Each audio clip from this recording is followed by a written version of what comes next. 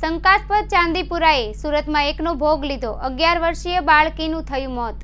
હજુ તો ગઈકાલે રવિવારે સુરત શહેરમાં ચાંદીપુરા વાયરસના 2 શંકાસ્પદ કેસ નોંધાયા હતા અને આજે તે 2 પૈકી એક બાળકીનું મોત નીપજતા તંત્ર દોડતું થયું છે। 11 વર્ષીય બાળકીનું શંકાસ્પદ ચાંદીપુરા બીમારી બાદ મોત નીપજ્યું છે।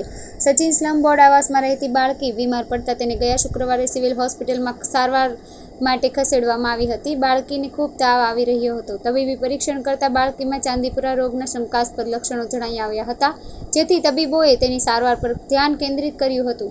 જોકે આજે સવારે સારવાર દરમિયાન જ બાળકીનું મોત નીપજ્યું હતું। બાળકીને અચાનક તાવ આવ્યો, તેને ખેંચ પણ આવી રહી હતી। શુક્રવારે વધુ તાવ આવતા માતા-પિતા તેને ખાનગી હોસ્પિટલમાં સારવાર માટે લઈ ગયા હતા, જ્યાંના તબીબોએ બાળકીને સિવિલ હોસ્પિટલમાં ખસેડવાની સૂચના આપી હતી। તેથી બાળકીને સિવિલમાં દાખલ કરાઈ હતી।